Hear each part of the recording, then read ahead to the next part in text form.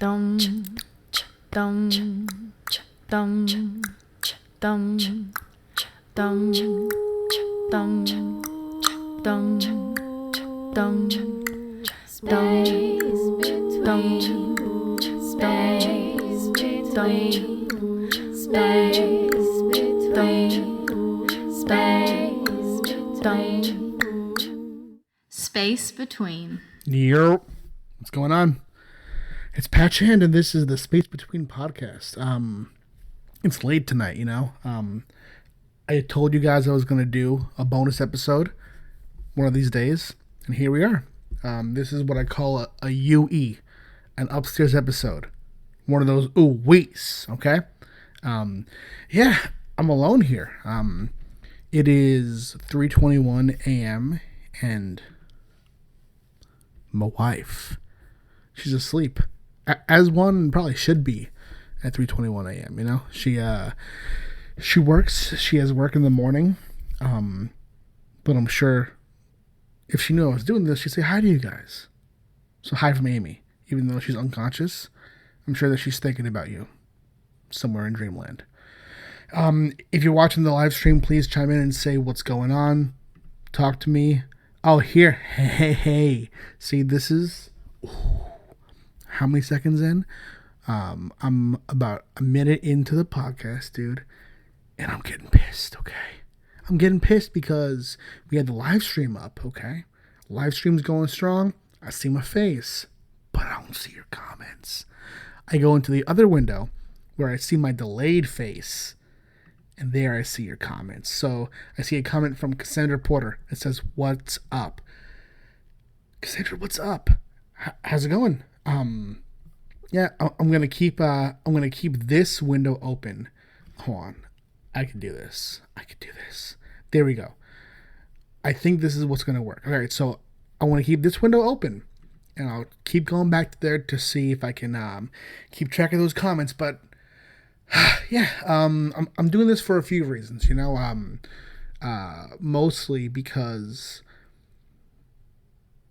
recently we have had a few episodes that I think the casual viewer might not want to fuck with because they were commentaries on works that I have.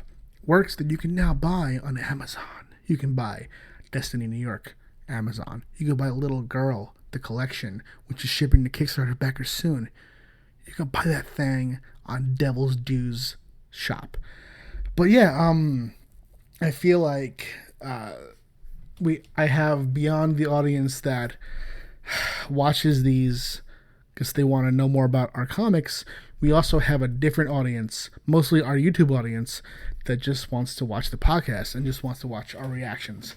So yeah, I just wanted to come to you and give a non-comics based podcast and see if anyone wanted to chime in with any questions or comments, or just start a conversation here, say hello. But really, you know, I had some stuff on my mind recently. I'm thinking about starting a solo podcast myself, for one thing. But first, I'll say this: a while back, that is. See, how can I start a solo podcast if I can't even spit the words out right? I first discovered Chris D'Elia's podcast. Congratulations! And when I saw it was just him, it kind of took me off guard. I thought, how can that be interesting?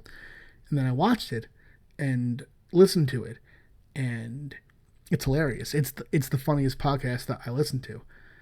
And then I saw that Theo Vaughn is doing the same thing. He has one his podcast this past weekend. His early episodes in the week are solo.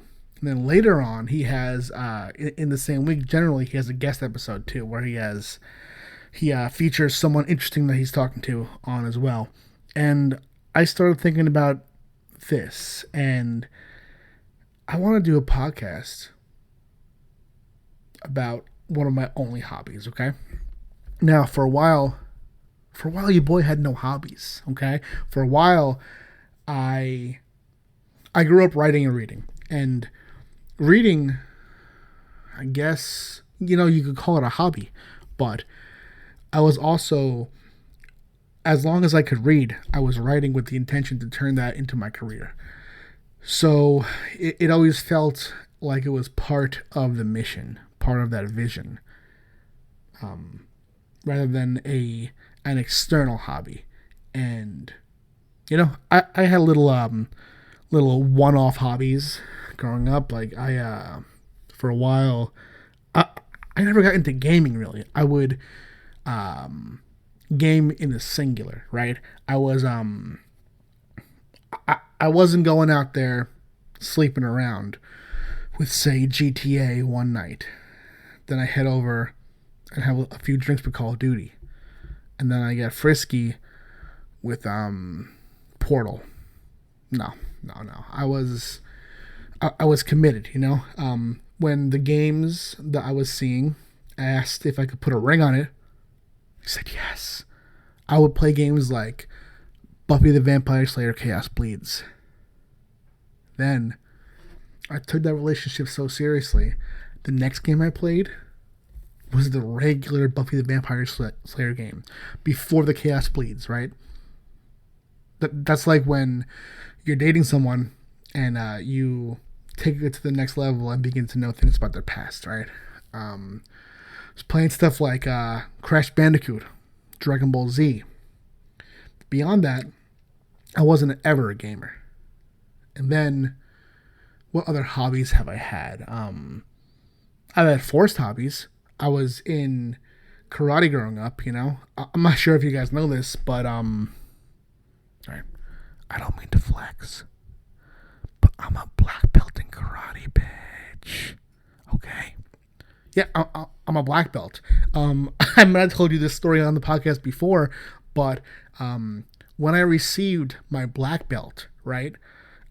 First of all, actually, that's a story to get into. So my black belt ceremony, it consisted of a few things, I had sloppily done some forms, some katas, okay? But then the ultimate test, the final test, was you would spar 3 other black belts. The first person, decently even match, okay? Second person, this dude, he was a beast, okay? This dude was, it's like that scene in Inglourious Bastards when Eli Roth comes out, the bear Jew. It was that guy, but as a young Italian man, okay? He came out, and instead of having a baseball bat, he just had his, the meat on his fists, and he beat the fuck out of me. He really did. He beat the fuck out of me. And every blow was like, it was as if he had a weapon, but his weapon was part of his physical body, okay? He beat the fuck out of me. And then this happened, okay? It switched up. The next person, and the final black belt that I faced was a woman. A young woman. If I was 16, I think, I was like 16, 17. I believe she was early 20s. And she had just witnessed the brutal assault that I had been on the unfortunate end of, right? So as the fight begins, she's been fighting too all day. She's been fighting other would-be black belts. And all I have to do in this fight is just, oh shit, the live video stopped. All right, well, here's what happened. The live stream went down somehow. I'm not sure what's going on Facebook. It's 3:32 a.m. Get your shit together. But I'm back. I can't see your comments on the side, but I think that maybe when I had the 2 windows up at the same time, was I tempting fate? Who knows? But anyway, back to the story. For anyone who missed the first part of that story, I'm just telling the tale of when I was getting my black belt for the first time. And the only time. Who gets the black belt twice, right? So I had the final set of things I had to do. I had to fight 3 black belts. I just told a story about how the second fight was with this gentleman who had the power of Broly from Dragon Ball Z in his body. He was a young man, probably about 18, but I'm sure that if most people were hit by trains, that they would die, you know. But I'm pretty sure that if he had just punched the train, it could have been a stalemate. So he beat me to death almost. And then, as I was saying, you know, this is where Facebook was like, enough with this fucking story. So a young woman was my final test. She was a black belt who, she approached me. She had just borne witness to the massacre. That was my previous fight, right? And she squares up, you know, she gets in her Tiger Showman defensive stance, you know, and over her mouthpiece, right? She says, let's go easy on one another. She says, let's go easy on one another, dude, okay? Verbal contract right there. Let's go easy on one another. So, taken by the promise of not getting my ass beaten and her beauty and, you know, just the attractive drawl that the mouthpiece had created, I nodded my head vigorously. I was into it. You know, I wanted a light fight with this 20-year-old black belt. And it started out light, just exchanging a few delicate but convincing blows. And then, dude, she picked it up into a fucking hurricane, a storm, a flurry of fists, violent kicks, and she began to say, come on, come on, come on. And now, I'm thinking I might have told the story on the podcast before, but who cares, you know? I'm just talking about my hobbies, and that was a forced hobby of mine. I was never big into karate, but the point of that whole story was, once I had received my black belt, you know, I had passed the test. I had survived the 2 fights, right? My sensei came up to me, and he was tying my black belt around my waist, my voluptuous 17-year-old waist. And he said, as he tied it, he whispered in my ear, you know this isn't the end, right?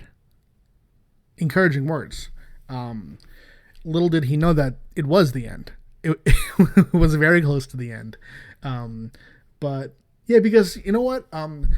Even though I was forced into karate, I did have an emotional tie to it there, and I did see, you know, here's the thing. Fantasy stories, right? They'll have a character who has a mentor.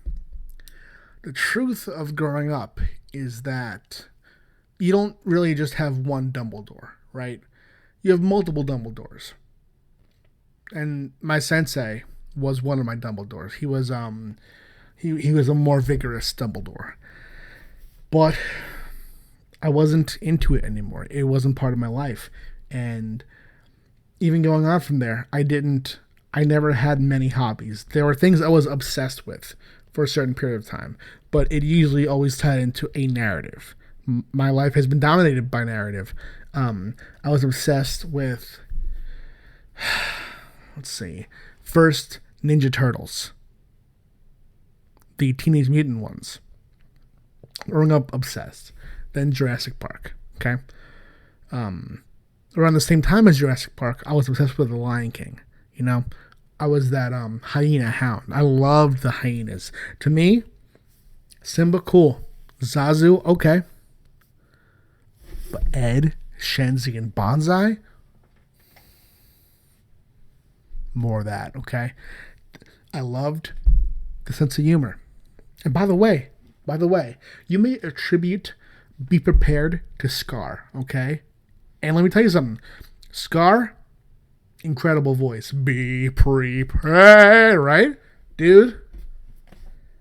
Hey. Scar showed up Elton John on that shit. Alright? But who makes the visuals in that scene fucking pop? The parade of hyenas. Let me tell you something, dude. If someone had broken down that scene for me as a kid and said, okay, of these 1,000 hyenas, this one is named Potsy. This one is named Malf. This one is named Fonzie. This one is named Kevin from the Wonder Years. This one is named Carl, okay? Dude, I would have remembered each one of those hoes, okay? Those hyenas, dude, they were my heart. I thought they were misunderstood, and that's real, okay? I fucked with the hyenas heavy. So, obsessions. Ninja Turtles, T, M, and T. Then the LK, the Lion King, okay? Then South Park. Then Pokemon. Then Dragon Ball Z. Then Tupac Shakur. Then emo bands.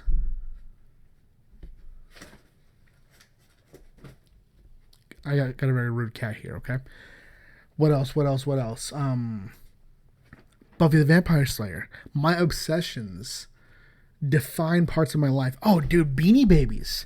Right between dinosaurs and Lion King, right between those and Pokemon, it was Beanie Babies. One of my most vicious arguments with my mother ever was when we were on the hunt for Beanie Babies, and she said to me, Patrick, you know that you aren't going to collect them all, don't you? And I was like, what you mean though? What do you mean, is what I thought. And said. Here's the thing. I wanted them all. I did. And I guess that was a precursor to Pokemon. Want to catch them all, you know? Gotta catch them all. But my mom disagreed. And it turned out years later that she's right. I don't have them all. But hey, you know what? If I ever get rich... Now see, I love my mom so much. But I wonder sometimes, say I had $10 million, would I be petty enough to buy every Beanie Baby? Say if I can do it for under $1 million. Would I buy every Beanie Baby just to show that I could? It's a delicious thought, I think.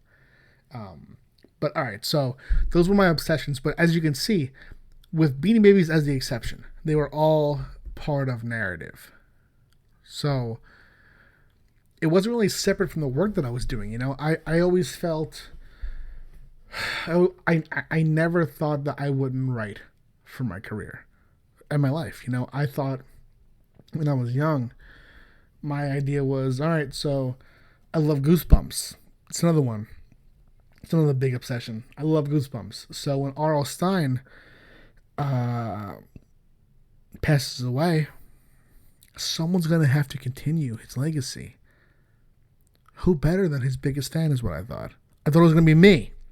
I thought that me, who R.L. Stine doesn't know, would somehow inherit the right to continue his series.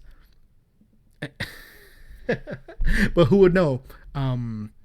How old am I? I'm a fresh young 21. Okay, in fact, I'm 19. Okay, so who would know? Almost 20 years later, your boy Stein will be continuing Goosebumps. Good on him, man. He's still writing. You know, he's. I actually met him once. I had a little personal pan pizza situation with him at Calgary Comic-Con. And who would have thought, dude? You know? Who would have thought? Because I once waited outside for him when he was releasing his autobiography. I waited outside to meet him for a long time. And I went inside, took a picture with him. He wasn't doing signatures at all, which my mom was upset with. But I understand, you know? I mean, taking a picture takes longer than a signature. Imagine doing both when you're that magnitude of busy as far as having a line outside of a store. I've never experienced that. But yeah, so imagine meeting him, But what I'm getting at is this. I haven't ever had hobbies really until I realized recently that the way that I play Pokemon Go, the little mobile app, has become a hobby. I stay outside playing Pokemon Go. I stay out there.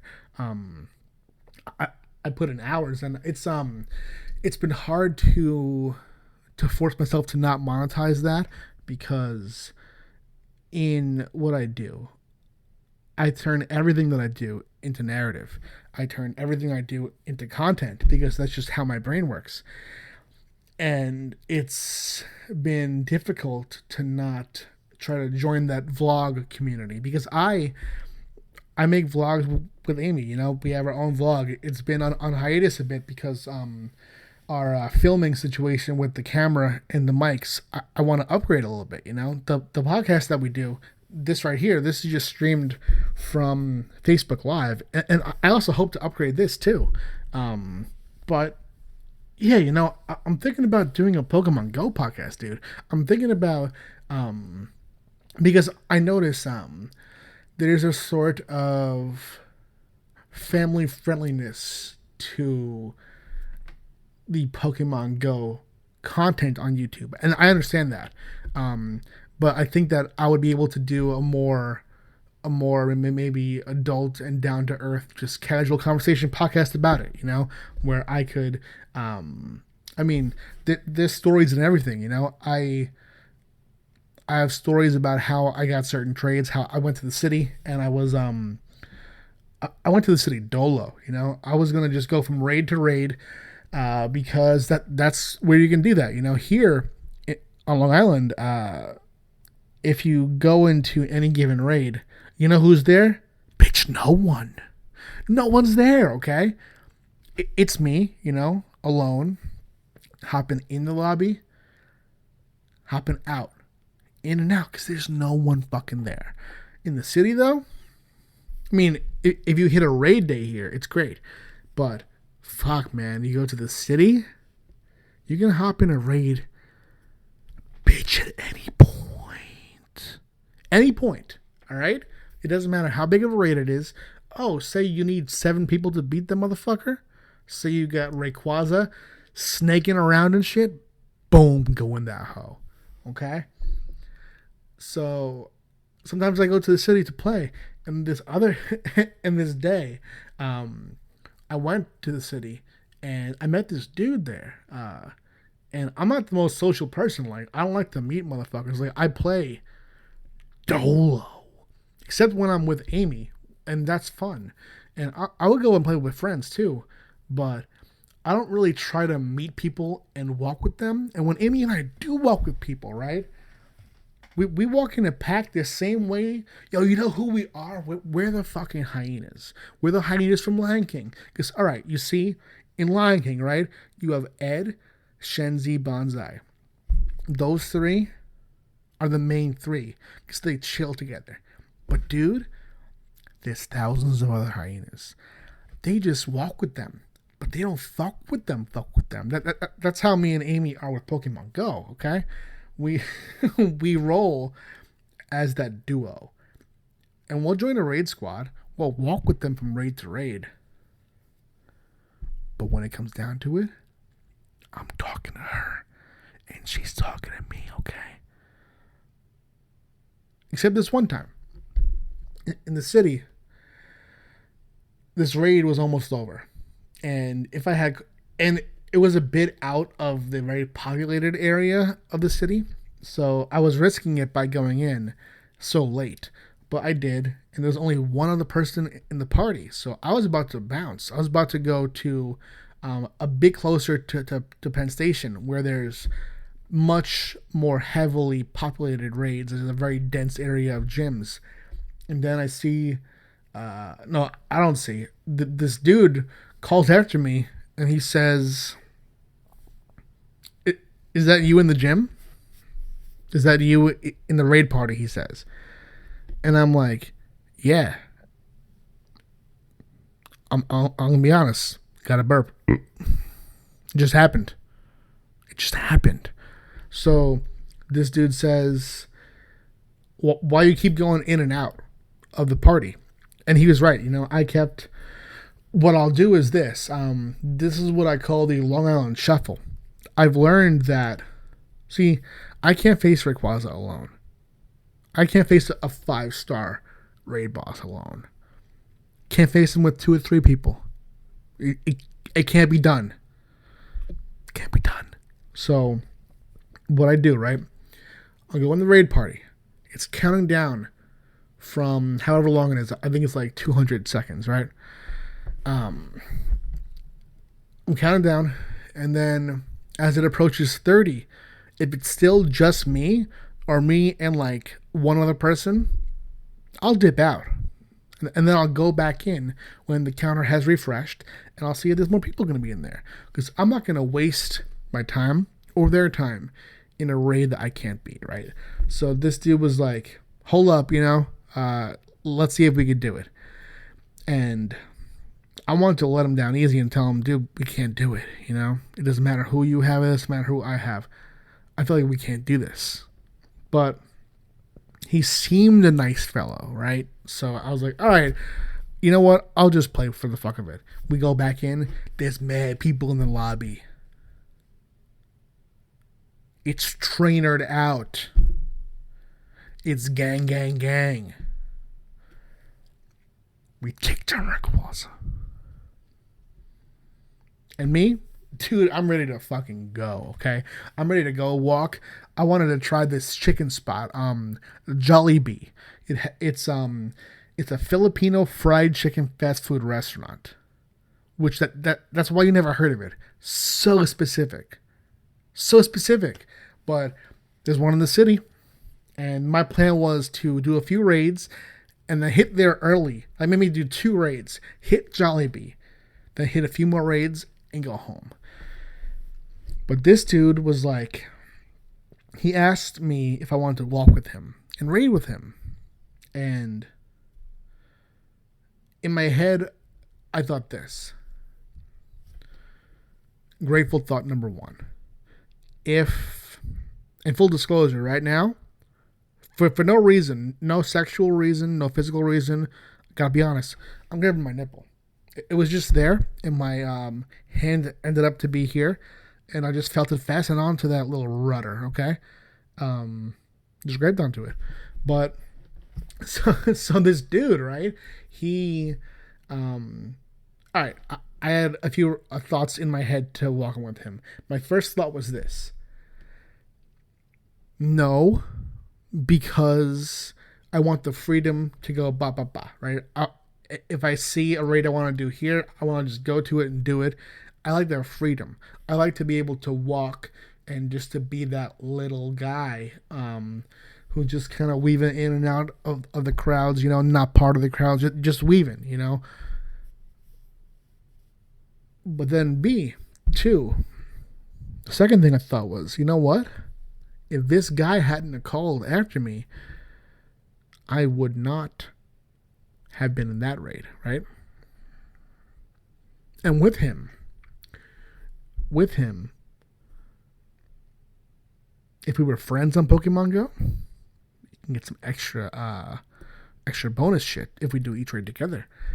And I started to feel gratitude too, because he cared enough to be like, wait, people might come into this raid, let's just try.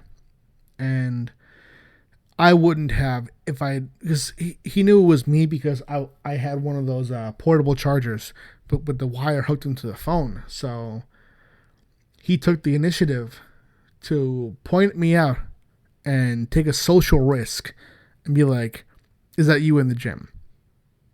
In the raid party. I could have turned around and be like, what the fuck are you talking about? Or I could have been a crazy person in the city, because that same day, I saw a woman yelling at this box. She would yell at the box, walk away, and go back to the box, and yell about hookers. And now I know the accepted term is now sex workers. I'm just telling you what she was saying. She was not being respectful, okay? To her, hookers.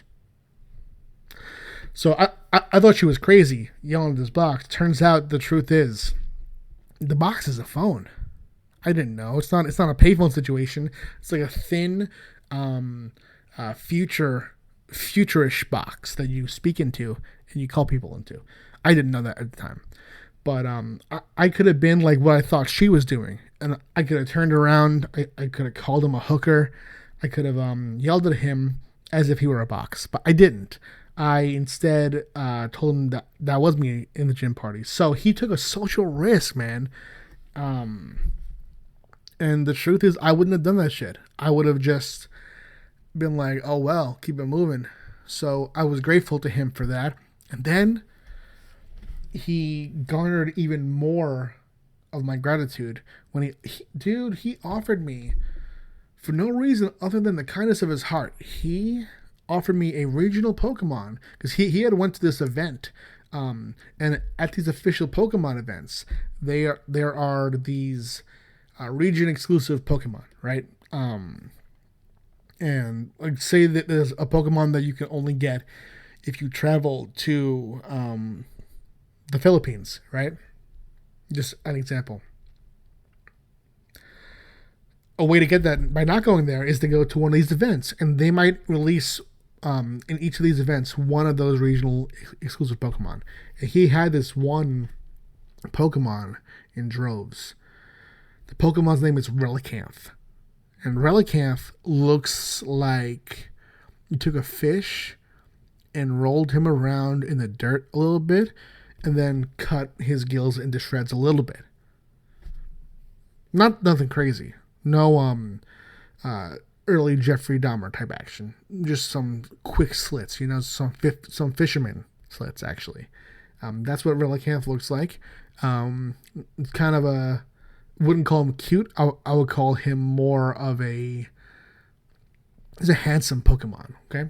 And this gentleman had extra Relicanth, and he traded it to me, even though, and this is getting a bit into the details of this game, but part of the game is that when you're friends with someone, you can level up and become good friends, great friends, ultra friends. We became good friends immediately because I gave him a gift, or he gave me a gift, and that made us good friends immediately. But it takes, I think, 8 days to become great friends, and much more to become ultra, and then it takes about 75 years to become best. And we didn't have that time. We just had that one day. So this dude gave me Relicanth for a bullshit trade. I had nothing that he wanted, so he just gave it to me for anything. I don't even remember what it was. So, and it cost him more Stardust than it would have, because again, we weren't great or ultra friends. So I thought it was very nice. So all he wanted to do was roll with me. I was more than happy now to roll with him to these raids. And he even hooked me up with, he connected my game to his Switch so I can get this special box, this Meltan box. Because I only had one Meltan before from my from my special research. So I couldn't evolve that little thickie up into Melmetal, I wanted to make, I couldn't make my one Meltan into a Melmetal. Because that little ball of cuteness by himself, I keep the babies until I have enough to evolve that big boy, okay? So this dude had given me so much for what I thought was kind of like no reason but the kindness of his heart. So I was happy to walk around with him, and we had to have done 10, 15 raids maybe. Like maybe 15 is an exaggeration. I think maybe 7 to 10, I'll say. And it was a fun day, I got there's this Rayquaza event going on where that it's kind of a green phallic Pokemon, takes over the gyms. He's the 5-star raid boss. And I was just going from gym to gym, fighting with this dude, you know. In almost every gym party we had like minimum 7 people. There was one that had a few seconds left. We hopped in like in the last 10 seconds, and that was beat. It was just me and him, so you know, couldn't do it. But most of those shits had between 10 to a full maxed out 20, dude. 20 people, and that's just, think of it like this. That's not when you catch the raid when it first starts. When it first starts in the city, it maxes out to 20 people immediately. But dude, if you hop in at any time, there's a big raid party, and it'll max out. And it's fun, right? So my goal was to go there and get a shiny Rayquaza, and I did. You know, I think it was my 24th raid with Rayquaza in general. That I got my shiny Rayquaza, and I was happy, man. You know, and I don't know. You know, I just thought it was cool that you know, I wouldn't have reached out to him. I'm not a very social person in that respect. I like to kind of like I'm that fucking lone samurai swordsman of Pokemon Go, you know. I did one episode of this podcast actually called something like the Lone Warrior of Pokemon Go. But what was funny is back then I didn't know shit about the game. I thought that when I went into a raid and when the red team, my team, Team Valor, had the most points, I thought that meant that I did this shit by myself, right? That I got all those points. I didn't know anything, dude. So I know a lot more now still. I don't really know that much about like the IVs and stuff. But that's not my preferred part of the game, you know? But I was just kind of inspired by that story and by meeting someone in this community to talk about it, and not to I was thinking like, how do I do, if I'm not going to do a vlog, how could I do something that's a narrative that doesn't take away too much from my life, you know? I'm already overloaded with the work that I do, right? Already overloaded with, like, it's not even just the writing right now. The writing is the easiest part. It's doing stuff like the packing of the books. It's doing stuff like shipping books, cutting planks to make sure the envelopes don't get bent. It's the emails. It's just the admin type stuff that adds up. So I was thinking about a way to make content about it that doesn't take away from my time too much, and also doesn't take away from the hobby. Because for the first time, I have a hobby that is separate from what I do in narrative, right? And I do want to keep it that way. But yeah, just something to think about it. I just wanted to pop on here and see if anyone was around, if you want to chime in about anything, you know. But yeah. So we talked about my karate experience. We talked about how I got my ass beaten, and then how a young martial artist, young beautiful martial artist lied to me, right? Talked about how I then lied to my sensei. Talked about the hyenas, and we talked about Pokemon Go. You know, chime in the comments too on here. For those who watch on YouTube or listen on SoundCloud, hit me up. Should I do that? You know, do you want to hear me talk about this game? Do you want to hear me talk about that stuff? You know, because it'll be here on this channel, on this YouTube channel, and probably on Facebook too, just for the raw video. But we'll see about that. This would include a bit more editing. You know, I will put some of my screen caps on the side, so you can watch me, not live, but you can watch the recorded screen for that. But yeah, dude, that's it for the night. You know, it's just a little bonus episode, just a little conversation here. I'm wearing my Sky shirt. You know, I'm tired. You know, that's true. sometimes the freelance work, it really it makes me think back to when I first started writing, right?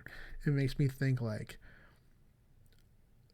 when this was first my dream, would this work be something I'll be proud of, right? Would I care that I'm doing this comic that I don't own or that I didn't create, that I'm just writing a freelance story for this? Would I be interested in reading that as a younger man? You know, would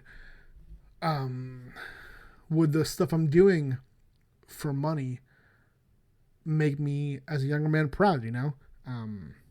Because the truth is, I do see it as separate from my creator-owned work. I see the work that I'm doing for hire as entirely different. So I don't know, you know? It's been something that's been on my mind. And it makes me question, like, how much time I want to give that aspect of my life and my career. How much time I want to devote to doing work that I have just to put food on the table. Because then, how is that different than a day job, right? If it isn't work that I would be doing otherwise. So I guess it's like that. Do I find in that work for hire, do I find the me of that? Do I find the core that I would want to do even if I wasn't getting paid? Or do I look for a way to make my creator-owned work my only source of income, right? I don't know. It's on my mind, so I figured I'd talk about it. But yeah, that's about it, probably. You know, it's late. The live comments, dude, they're just fucking not working, yo. I'm getting paid. See here, that's my voice. Hold on. Shh, Or me. do I look for a way Bro. Hey, me. Shut the fuck up, dude. I opened myself in a different window to see if I can kind of clock the comments and clock the views to see who's here. And I just heard me talking over me. And that's disrespectful. Okay? But listen, I'm out. It's late. It's time to go to bed. Thanks for watching it, everyone. You know, thanks for this is a podcast that we've been doing for 60 episodes now. Listen, I don't mean to flex on you, but we have 60 fucking episodes. 60? Our podcast is old, right? Our podcast is kind of elderly. 60? There are men in nursing homes that are 60 years old. 60 episodes. That's dope. That's 2 whole months if we did one every day. That's over a year of podcasting. Thank you so much for watching. Yeah, just let me know if you want to see that kind of podcast from me too. Or if you want to see more of these late night thoughts, you know, one of those upstairs episodes, one of those ooh-wees, all right? Thank you though, you know, this is, it kind of reminds me, just the last note here, of what I was talking about with Dennis. You know, it felt, and for those who missed the episodes, I'm referencing 2 episodes ago when we were talking to Dennis Allen and Tanya Everett. Dennis had me thinking about writing, about what I used to find in writing, and that really interested me, you know. I'm thinking about having more of those kind of conversations where I talk to other creators as guests and ask them like how they keep that passion going. Because one thing that's different between me and Dennis right now is that Dennis, his works, I believe, are all of his own. You know, he when he writes, I think that they're all his creations, and that I honestly aspire to, you know. So that was interesting about Dennis and talking to Dennis, and it has me thinking a lot. But listen, I'm going. It's 4:07. It's late. Oh, hey, we have a comment. All right, so we have a comment from Cassandra Porter. She says, I love the late night thoughts. I'm not into Pokemon Go, but I love your posts about, so I'd support it. Hey, cool. I also know a ton of people who love Pokemon, so I definitely let them know. I'm just a stand over here, man. Hey, that comment is awesome. Thank you. Yeah, you know, I'm glad. And And just shout to you too. I see you watching the live stream sometimes, and yeah, I just want you to know. I want all you who do this to know, but right now specifically, Cassandra Porter, that I appreciate you. I appreciate your comments, your thoughts. I appreciate you rocking with us. And yeah, I'll end it there. Thank you, everyone. And yeah, good night. Good night. I hope you have a good night. I hope that if you need a good night's sleep, that you get it, which would mean that about this point you're gonna be waking up at earliest 12. Don't even think about waking up later than 12. If you're on the East Coast, dude, no. If you're on the West Coast too, fuck that shit. Go sleep until 12. You deserve it, okay? Damn, my finger looks pretty cute right now. I'm not sure if you guys agree, but just from this angle, it's a pretty attractive finger. Thanks, guys. Peace.